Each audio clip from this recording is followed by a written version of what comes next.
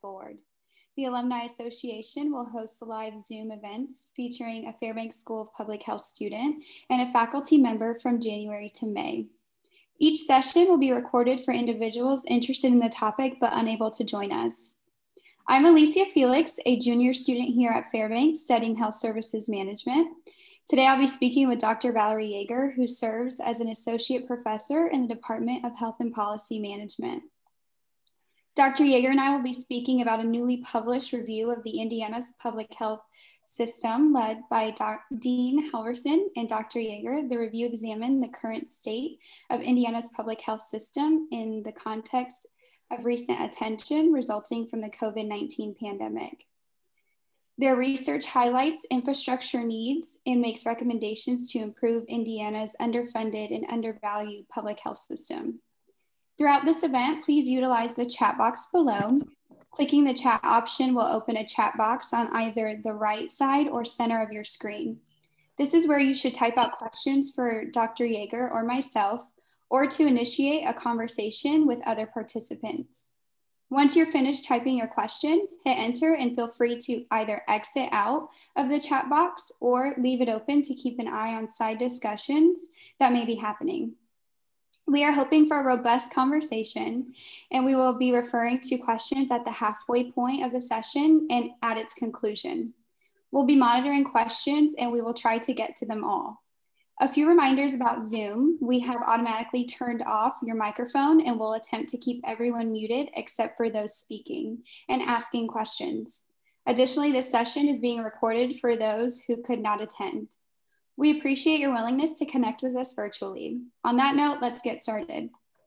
Dr. Yeager has experience conducting research and projects both domestically and internationally.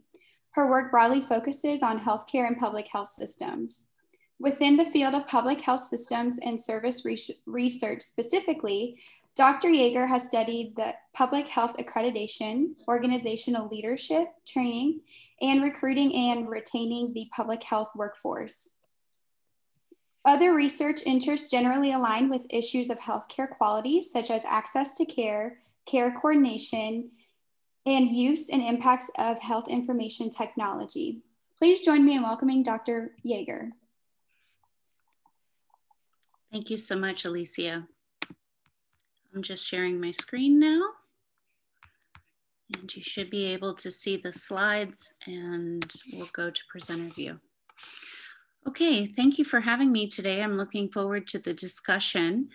I will be starting out with a brief summary of the report, and then I believe we'll be taking a short break for discussions, and if folks need to run and grab something to eat or step away for a moment, I'll come back and start the presentation shortly after that break of conversation. So what we're going to talk about today is this report that was conducted by our Dean, Paul Halverson, and myself, and in conjunction with a lot of other members of our team. So we had two external consultants, Dr. Glenn Mays and Hugh Tilson, as well as Nirman Akemi and Joshua Vest, two faculty in the Health Policy and Management Department, and staff in our Center for Health Policy. And just to note, this report was funded by the Richard M. Fairbanks Foundation, a key partner for our school and the foundation that endowed our school. So this report begins with a reminder that COVID-19 was a part of the alarm that created some attention to the public health system. So throughout the last year, public health has become a term that many people rarely talk about, and it drew attention to our chronic underfunding of the public health system and also its undervalue. So if you look at where we are in terms of the other states, Indiana ranks 48th in its state-provided public health funding. So at the very bottom of our list of 50 states. Hoosiers also experience higher rates of preventable diseases and injuries, as well as higher healthcare costs compared to other states. And in that context, we rank 41st out of 50 states for our overall health. So this report was initiated with the purpose of summarizing the current state of the public health system in Indiana, including the challenges and strengths of our system, and ultimately with making recommendations for improvements to the system as one of the outcomes. So for those that may not be familiar, the Foundational Public Health Services Framework was nationally vetted approximately 2 years ago, and this framework focuses on those services that are expected to be provided at a local public health level. So you can see from this box that it has emergency preparedness in the top blue. It has communications, community partnership development, as well as accountability and performance management as some of the key components of public health infrastructure. With those 5 boxes below: communicable disease control, chronic disease and injury prevention, environmental public health, maternal, child, and family health, as well as ensuring access to linkages to clinical care. So this foundational framework gives some insight into what's expected to be provided at the local level and is important for the discussion that we'll be having today. The report summarizes some of the situation in terms of where we are quantitatively in the state and where we are in terms of finances. Overall, our comparisons included those states that are our neighboring states. Those are the ones that we often look to see how we're benchmarking. We also put 2 other types of comparisons together in the report. So you'll see neighboring states, which I'm showing now. You'll also see states that we consider our companion states, or states that have similarities to Indiana, either in how we typically vote, or that they might also have a home rule law in place. And then separately, we compared our state to exemplar states, or states that are really moving forward in modernizing the public health system. So in comparison to neighboring states, you can see that Indiana invests less in public health, both from a state investment, which we've mentioned already, and CDC, as well as federal funding from HRSA. Whenever you see a red dot on these diagrams, our state is at least 10% worse than the US rate, an orange dot being 5%, and rarely will you see a green dot, which means that we are 10% better than the US rate. And in addition to having those low rates of funding, Indiana has particularly low rates of vaccinations, in particular for influenza and childhood vaccines, as well as some of the adult and elderly vaccines. This translates into some other health outcomes as well. So in addition to having one of the highest rates of adult smokers in the nation, we are at least 10% below the US average on preventable mortality, including infant deaths, accident deaths, and alcohol and drug and suicide deaths. And then unfortunately, we score in the bottom tier nationally on public health preparedness. So when we looked at our state, we were fortunate to have recently conducted some primary data collection through Dean Halverson and Dr. Mays' work, where they sent a survey to each of our local health departments, which we currently have 94 local health departments, and they asked them to share information on what activities they're completing in this list of 20 foundational activities, and what extent their network that they're working with is helping to provide some of those activities. So what you're seeing in this map is a summary of each district. So rather than looking at the individual health departments, we've summarized them to the district level. You can see across that district what percent of those activities are being provided at the local level, either by public health directly or within its network. And our state averages at about 50% of those expected local health activities being delivered, with some of our districts being as low as 37%. And then when you think about how we're funded, since the majority of our funding in the state is for local public health is not coming from the state, we look to see what percent of the budgets are what the budget is made up of in each of our local health departments. and compared that across national averages. In general, what you're seeing here is that our counties, so at the county level, the dollars for local public health are relatively low and comparatively low across the state. The national, or across the country, the national median is $41 per capita, and all but 4 of our counties are spending below the national 25th percentile. So not the median, but the 25th percentile of $23. And in fact, 30% of our counties are spending less than $10 per capita in local public health provision of services. And this matters because if we are low on our federal funding, we're low on our state funding, and we're low on our local public health funding, that has implications for what we can provide our communities.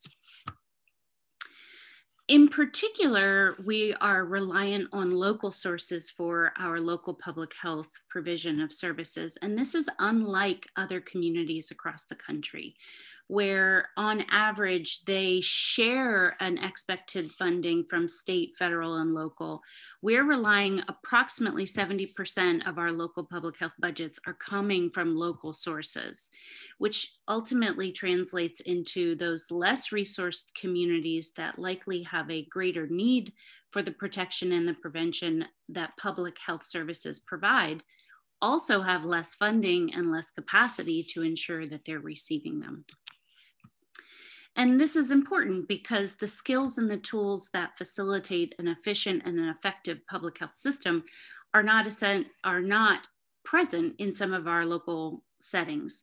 So what are we talking about? We're looking at epidemiological expertise, emergency preparedness capabilities, data analytics that can inform the education of the community or the services that are relevant to that community's needs, as well as the information technology infrastructure that's essential to everything from surveillance to tracking the implications of public health work.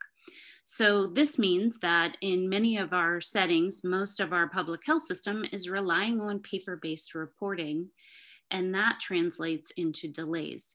So if you were to wind the clock back a few years, you may remember some of our outbreaks that our state experienced, which were delayed in our response because we were delayed in identifying them working with these paper-based systems. Our study also included insights from key stakeholders throughout the state. So we interviewed 50 individuals across policy, so some of our legislative members, as well as our large businesses, healthcare industry leaders, and public health experts throughout the state. And there were 6 key takeaways that came out of these interviews. The first is that public health is not well understood and it's undervalued.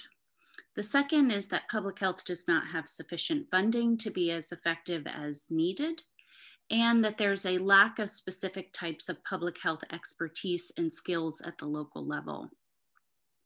There's also a lack of connectedness and communication between the state health department and our 94 local health departments. And there's insufficient technology and the essential infrastructure coupled with inconsistent data that can be used for evidence decision-making. And the local public health system is unfortunately not providing the essential public health services consistently across all of our communities.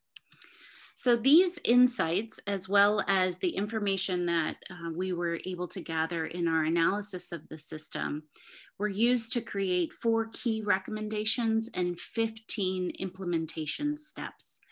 The first recommendation is that there needs to be a uniform approach to delivering the foundational public health services across the state. One way to ensure that is our second recommendation, that a district level mechanism should be created to enable resource sharing in support of local health departments. So this is getting at having an epidemiologist for each district that could then support each of the local health departments in that district in data analysis, data collection, and using their data for evidence-informed decision-making. It would also ensure that a preparedness expert is available in each district to support each of our local health departments. And those types of infrastructure services could be supported and available to each of the local health departments through this district level mechanism.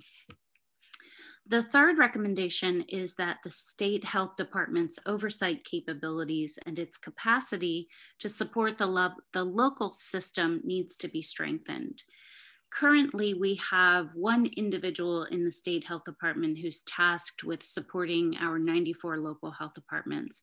And then across each of our divisions, there are individuals in those divisions that are working alongside their programs and implementation of some of that work in our local setting, but we don't have a dedicated team of experts who can support our local health department staff.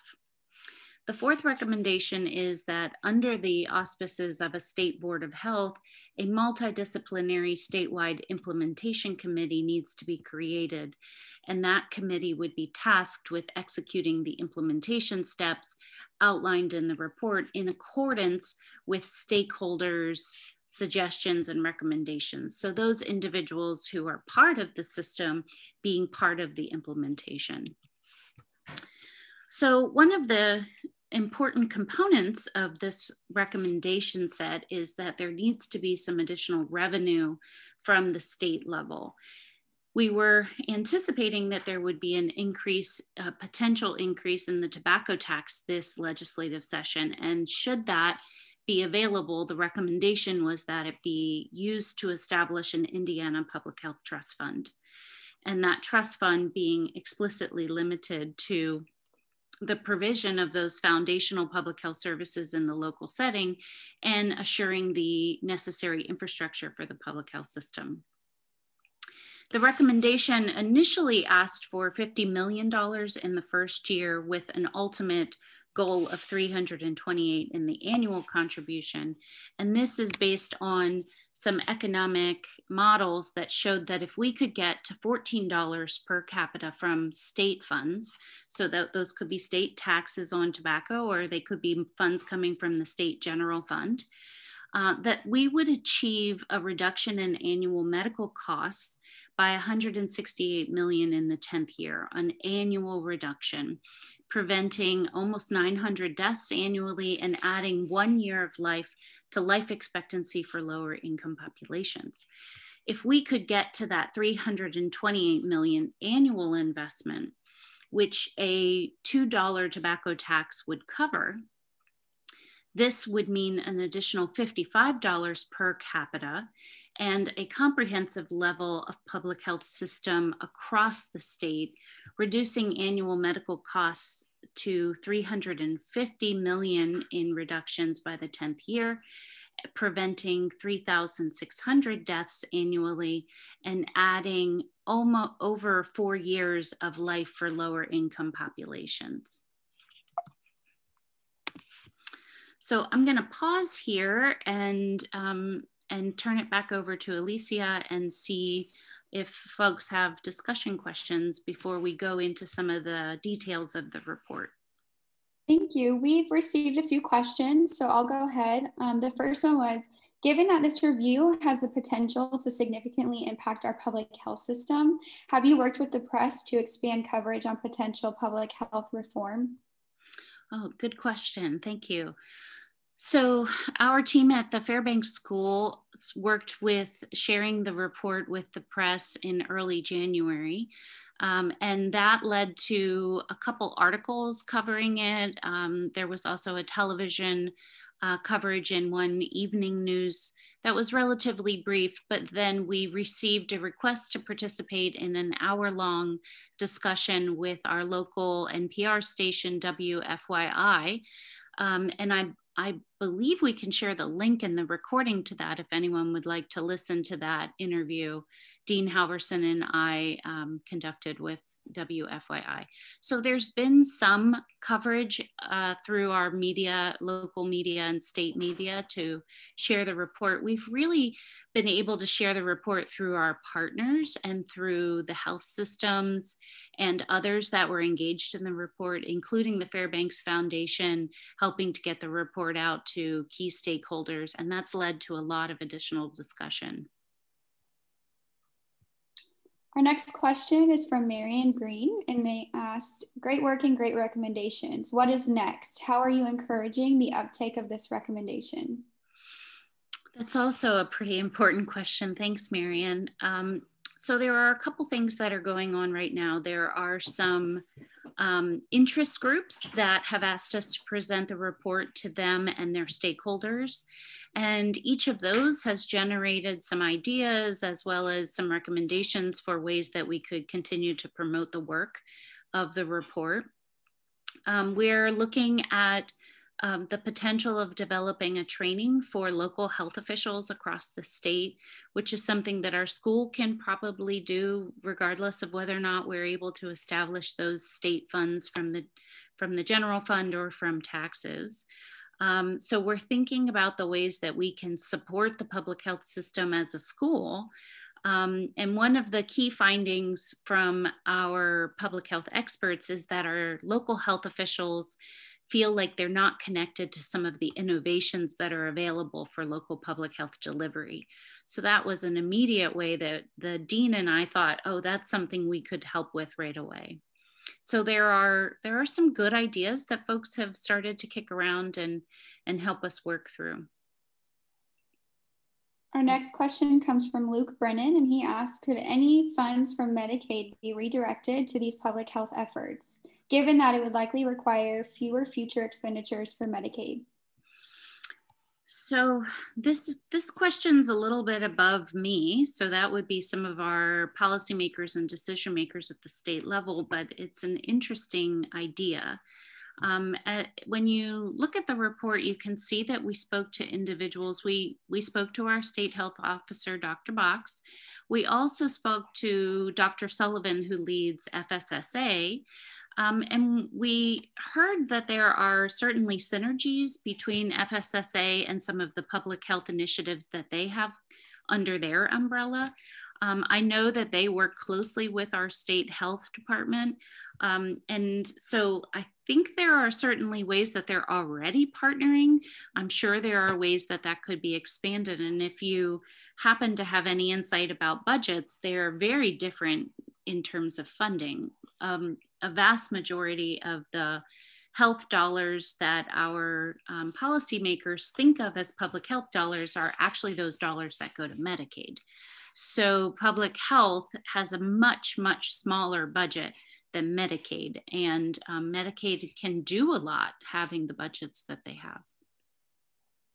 I'm not sure I got a full answer for you, but that's at least part of the ongoing discussion.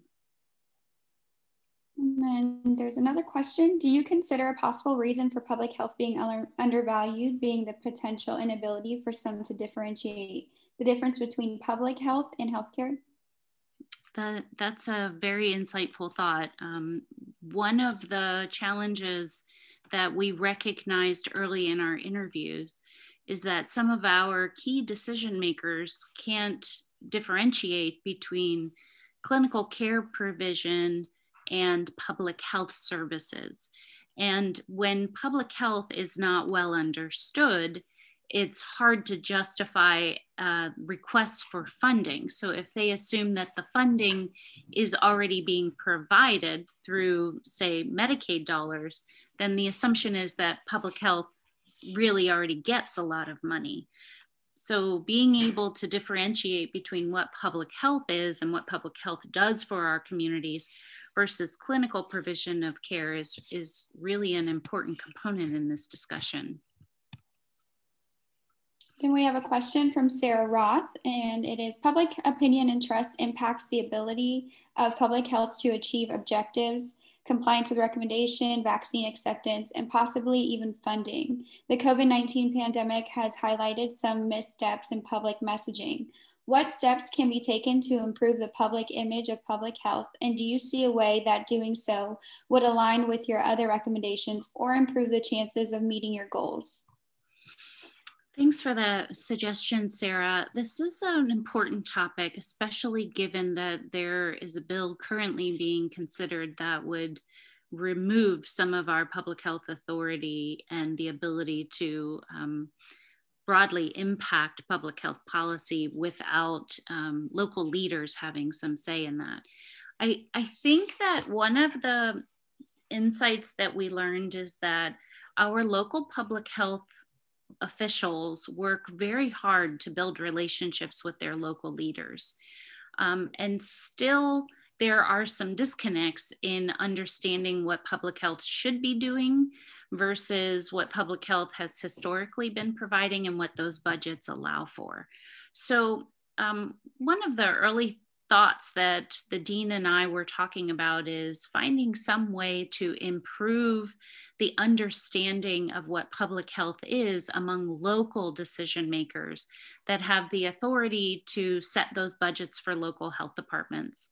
So we can support our local health departments in that explanation of what public health should be doing. A stakeholder on one of the recent presentations that I gave made a suggestion about an annual meeting where local leaders go and learn about things that are important in our state, that we could get involved in that meeting and be doing some education and dissemination of expectations of our local public health system. So I'm sure there are other ways, and I would love to hear suggestions if folks have them. I'm thankful that our dean has such a presence in our state and is out there with the community and working and sharing what public health can do and what the school can do to support the state. So we're really lucky to have somebody who's out there engaged with our state. But certainly, if you have ideas about some of that, I'd love to hear them. We have another question from Charlie Richardson, and he stated, we are obviously in very bad shape with incremental change clearly not being enough. Don't we need forceful governor leadership ASAP? So that's a tough question. I want to say that my personal observation through COVID has been that our governor was really interested in using evidence to inform the response to COVID-19. And as a state, that was very encouraging, especially considering what we saw in some of our other states.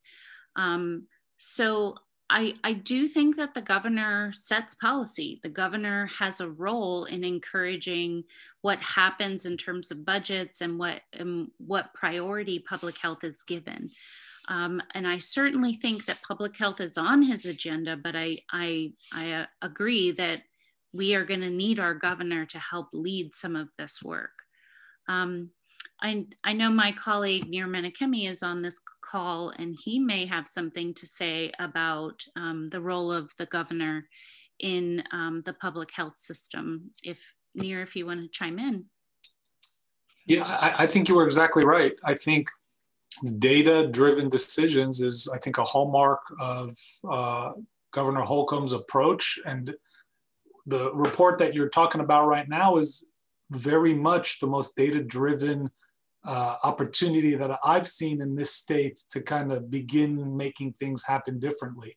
And I think it's been generally received with open arms. I think we need to just continue to provide more information and more data and more encouragement on what exactly to do about it, in part because, you know, our School of Public Health is only 8 years old. And those of you in the state longer than that know that the two schools of public health in Bloomington and Indianapolis were set at the same time. And so we don't have a rich history of even understanding public health in Indiana at the level that we now know. And we need to be supportive of the governor and all the different legislators to both educate them and support them with evidence to make decision-making easier. So kudos, Val, to you for leading this effort. Thanks. Perfect. We have a few more questions that we will answer towards the end, but thank you all for the great questions. Again, Crystal Jones is the School Director of Development and Alumni Relations, and she has offered to send everyone a printed version of the report next week. If you would like a report, she has provided her email address in the chat box for you to request one. When you send her an email, please share the number of reports you would like to receive, as well as the best address to send them to. So we will continue with your presentation, Dr. Yeager. Thank you. Thanks for all of those questions. I'll get into some of the details of what the report includes, and we can come back to continuing to talk about some of those really important issues. So section 1 of the report was in direct response to some of our early insights from the qualitative interviews, where we found that there were a lot of individuals who didn't have a clear understanding of what public health is. So we intentionally front-loaded the report with background and insight about what is expected of a public health system and what the role of public health is. And just as a clarifying statement, while I imagine most folks who are on this call today are aware of this, the way we explain it is that while both work to improve the health of Hoosiers, public health is focused on preventing illness and protecting the population from injury, communicable diseases, and premature death. Whereas the vast majority of the time, healthcare primarily serves to treat disease and injury and is focused on making people well again. The challenge with that is that, as Alicia was saying, when we're unable to differentiate between these two roles, making a case for investing more in the public health system is challenging, especially given that we already have substantially high costs of healthcare in Indiana. So an important way to think about it, and one of the ways that we try to make this case for the investment in public health, comes from this handy diagram. So it shows what makes us healthy on the left side. And while access to healthcare is a crucial part of health, it actually makes up the smallest portion of what determines our health, about 10%. And instead, the vast majority of what determines our health is our environment and our behaviors, both things that public health impacts. However, what we spend is not commensurate with what has an impact on our health. So we're spending about 88% of our healthcare dollars on access and medical services. And if those dollars were instead invested in prevention, we could achieve a lot more with those dollars. Right now, about 3% of our national health expenditures are spent on governmental public health, despite that more than 75% of our overall healthcare costs are attributable to preventable health conditions. We include the 10 essential services in that first chapter of the report to help people have an understanding of what is expected of the healthcare system comprehensively. And you can see the revised 10 essential services diagram on the right side of this slide, which includes equity at the center of our work. And then I go into the expectations of that functioning public health system at the local level and explain the foundational public health services and the ways that we provide that in the local setting. We also give a lot of attention to public health being a system. And this is particularly important given our response to COVID and the identification that some of those essential partnerships were not well established when we needed to call on them. And this is the role of a working public health system, is having those community partners who can support our public health efforts and extend the reach of public health resources, specifically in addressing social determinants of health. Section 2 of our report is that summary of the state of Indiana's public health system and its comparison to those 3 states groups that I mentioned, our neighbors, our comparison state, and the exemplar states. We also have a chapter dedicated to a brief review of the evidence about public health systems change. And it summarizes everything from what do we know in the impact of accreditation is, to what about the way that we structure the system, like the change to district level provision and that sort of thing. And we use both the current state and the evidence synthesis to make those recommendations that I summarized a few minutes ago. An important part of Chapter 2 is making the case that evidence shows that when communities invest more in public health, they spend less on healthcare and they live longer. And this is a comparison of our neighboring states as well as our companion states. It comes straight out of the report, so you can find this in the report, showing where we are in terms of rankings on important health outcomes and what our neighboring states and our companion states look like compared to us. We then have other tables that show, okay, what are they spending per capita or at the state level? How are they structured? How many workers do they have? And we do these kinds of comparisons throughout Chapter 2. And while there's value in having direct local connections in every county, the current structure that we have in our state ensures that many of our 94 local health departments can only provide a fraction of those necessary public health services and make the expertise available that they need to be able to do their important work. Section 4 includes those rich insights from the qualitative interviews and summarizes what those individuals shared with us about their experiences both pre-COVID as well as their experiences during the pandemic. The important takeaway from all of those interviews is that our community and its stakeholders are ready and willing to work together. So we had historically heard that suggesting district level services would be met with resistance. Given the experiences of COVID and how many of our local health departments have struggled to meet the needs of their communities, they recognize that there could be synergies in working together, and they are very aware of what funding and services they're missing. And a very important point, and I hope we made it enough in the report, is that our public health workforce is working as hard as they can to do the work that they really value and with great intentions, but they're not being provided the resources that they need to have the impact that's possible. I covered these 6 overarching issues before we took our break, so I won't read through those again. One of the workforce considerations that you'll see in the implementation step is the establishment of a tuition reimbursement program. And this has a couple purposes in mind. One is that much of our public health workforce does not have formal public health training.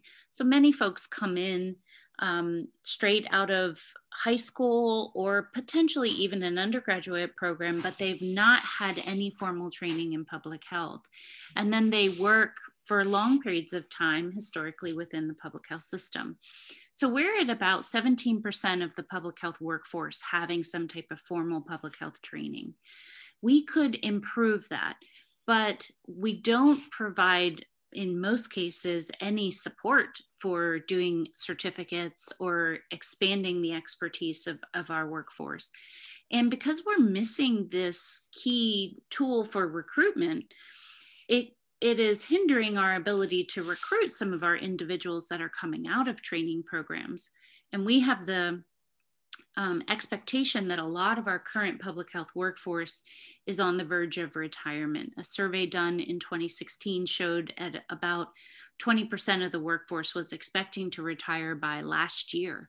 So we're seeing a lot of our workers who have long-term investment in the system are about to leave. In order to fill those positions with individuals who are appropriately trained, the establishment of a tuition reimbursement program could help. Most importantly, one of our messages of this report is that there is a bi-directional relationship between health and wealth. So how do you get people who maybe don't see the importance of public health to value public health? And it's making this message really clear. The community and the individuals of those communities, their wealth and their health are directly related. So you can grow your community's well-being economically if you can ensure that the workforce is healthy and that they're able to take care of their families and be productive in their jobs, saving the industries in those fields from having the expenses of turnover, high healthcare costs, and so on. So it costs far less to keep people healthy than it does to make them well again, but we have to make strategic investments in preventing illness and keeping those individuals and our communities healthy. So this report proposes some real changes with the requirement of investments of dollars. There are some things that we can get started on while we're making this case to ask for more funding for public health. So hopefully some of our partners on this call today and our alumni can contribute to those steps forward. Thank you for your presentation, Dr. Yeager. We did have a few questions trickle in. So the first one is from Cassidy, and she asks, or Cassandra, excuse me, opposition to public health measures and programs have been overly politicized. With hundreds of public health officials quitting or being forced out of their positions across the country, how do we justify maintaining a neutral position? Well, this is a particularly important issue. We've had a lot of turnover of both local health officials and state health officials. And our dean and I co-authored a brief on this topic a couple months ago, highlighting some of the threats against public health officials and them having to be forced out of their positions. When you ask about how we justify maintaining a neutral position, I wonder, do you mean how do we as individuals stay neutral in this discussion? Or are you thinking about those health officials? How do they stay neutral in the politicization of public health? Feel free to chime in. I think what you're getting at is that we really need to continue to use evidence to justify the policies and the recommendations of public health. And the politicization of public health is such a sad issue at the moment. I'm open to people's ideas of ways that we address it, because I don't know that I have a solution. Thank you. Another question came in from Craig. And he stated that, what were the reactions to our low national rankings? Did the interviewees think it was possible to improve, or was it a defeatist attitude of something like, well, it's too big of a problem for me to get my head around? Sorry, Alicia, tell me the first part again.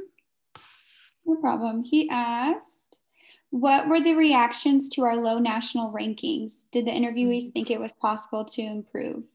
Okay, thank you. I don't think our low national rankings are a surprise to most of these individuals, whether they're healthcare leaders or our public health experts. They're pretty familiar with our low rankings. We've been consistently low. So I don't think that it's a surprise to individuals. The path forward is what I think people would like to be highlighted. How do we create change that's going to change where we are in terms of funding and our health outcomes? So showing that public health initiatives have an impact on health is an important part of that discussion. And I think it's a lot of the work that our Center for Health Policy is doing at the school, and other departments across the school are trying to focus on. I see a question from Luke down here in the bottom of the chat about, do we need public health workers with training in public health specifically, or just people with skills related to their specific working tasks? This is an important question. Thank you, Luke. What we see in the local health provision, public health provision, are very small staff. So on average, most of our local health departments have less than 10 workers, sometimes as low as 5 or 6. And so each of those individuals having training only in one area means that they are not capable of accomplishing all of what's in that foundational capabilities chart. So you might have a vital statistics person, you might have an environmental health individual or sanitarian, and then you have a nurse who serves the role of administrator as well as providing vaccination clinics. So you don't have individuals who have any training in public health preparedness necessarily, or public health communication. And so if we could get individuals in those local health settings to get certificates where they're getting some level of exposure to how do you do public health preparedness planning, how do we use data analytics to inform decision making. They don't necessarily have to have a degree, but to offer some rich ways for them to expand the work that they're doing would be valuable. And I think that that's the ways that our schools could partner to support some of these participants of the workforce.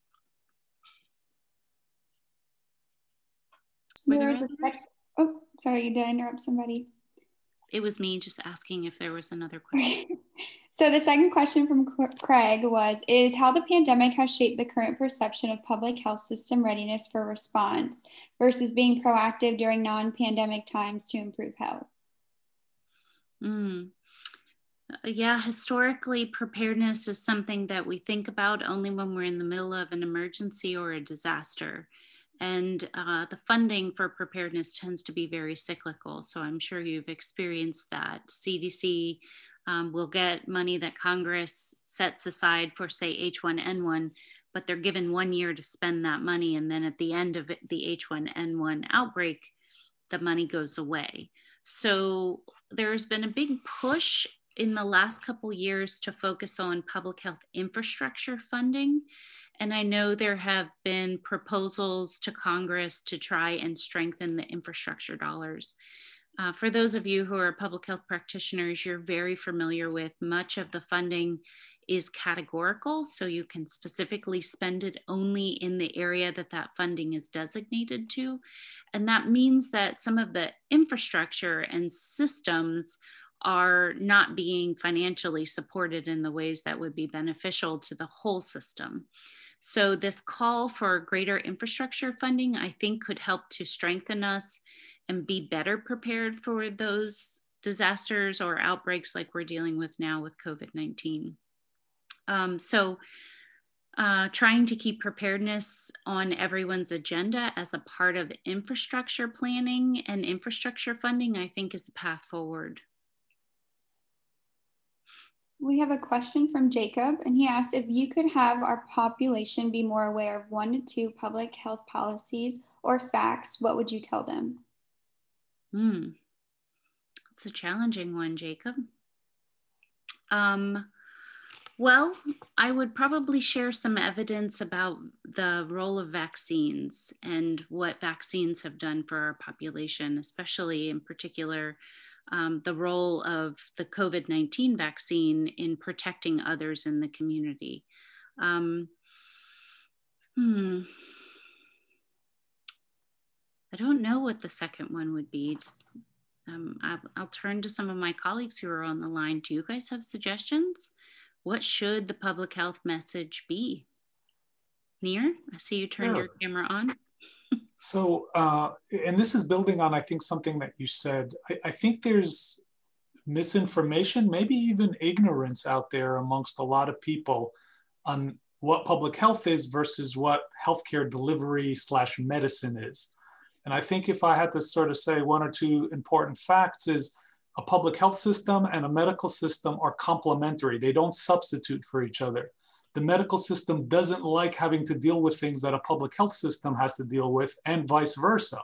And so if we build up the strongest, biggest healthcare delivery system in the world here in Indiana, we still won't be able to achieve the outcomes we want if we don't also invest in public health.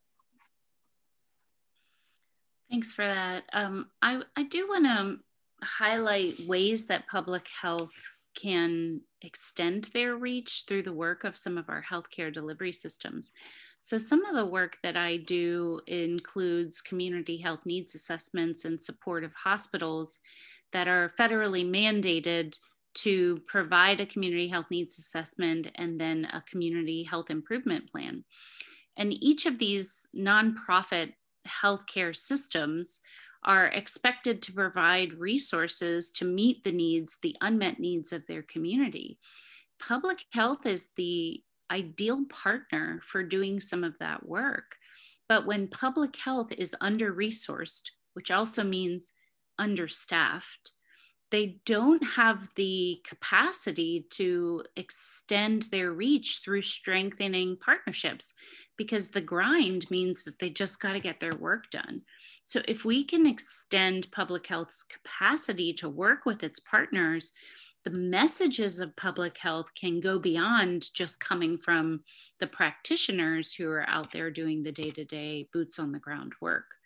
And the resources are available. So our healthcare systems are expected to spend a portion of their revenue on their communities.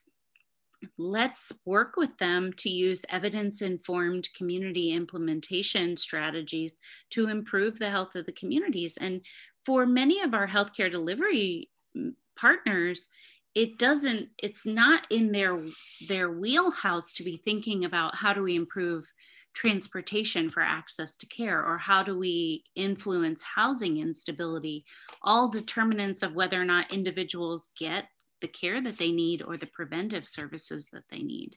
So I think there are synergies, and in showing those synergies and highlighting the ability to extend the mission of public health with our partners is important. Thank you. And thank you all for participating today. This concludes our discussion. Thank you, Dr. Yeager, for elaborating on the issues surrounding our undervalued public health system in Indiana and reminding us as to why it should be treated as the asset that it is.